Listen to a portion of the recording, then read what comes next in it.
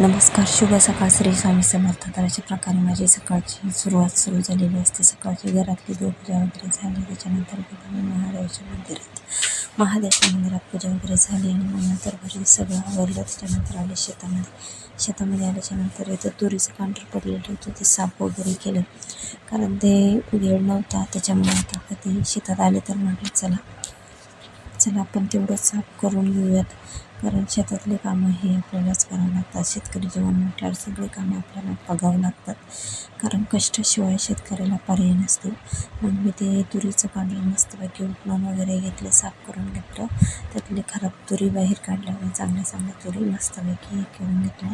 तर इथं आपलं सगळी तूर मस्तपैकी साफ करून झाली होती. तर कमसे कम 5 ते 6 किलो तिथं तुरी आपल्या निघल्या होत्या.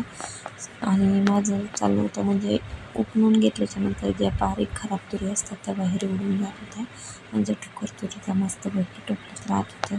आणि इथं मी मस्तपैकी पूर्ण तूर हे आता बघू शकता, पूर्ण एक टोपलं तुरी आपली चांगली स्वच्छ तयार झालेली होती. त्याच्यानंतर इकडं मग दाजीचं चालू होतं, कारण ट्रॅक्टर येणार होतं तर त्यांचं पण चालू होतं शेतातलं पेटून द्यायचं काम. काढ पेटून दिलं त्यांनी, गहू काढला आणि ते काढ पेटून दिलं, कारण ट्रॅक्टर येणार होतं शेतामध्ये. तर त्यांचं काम चालू होतं. तर म्हटलं चला वेळ आहे तोपर्यंत कोथिंबीर वगैरे उपटून घेतली. सावलीत झाडाखाली बसून मस्तपैकी कोथिंबीर मी बांधून घेतल्या आणि रीलच्याच दोऱ्याने मी कोथिंबीरच्या जुड्या बांधल्या होत्या. सोप्या मस्त 2-3 आडे मारले की कोथिंबीरची जुडी ही तयार होत होती. छान असा हिरवा कोथिंबीर होता आणि आंब्याच्या झाडाखाली मी बसलेली होती. तर अशा प्रकारे आपल्या शेतात शेतकरी जीवन हे आगळं वेगळं जीवन असतं.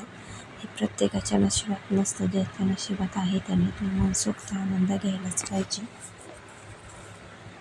त्याच्यानंतर मग आम्ही आलो घरी. तर घरी मस्तपैकी आईस्क्रीम खाण्याचा आनंद घेतला.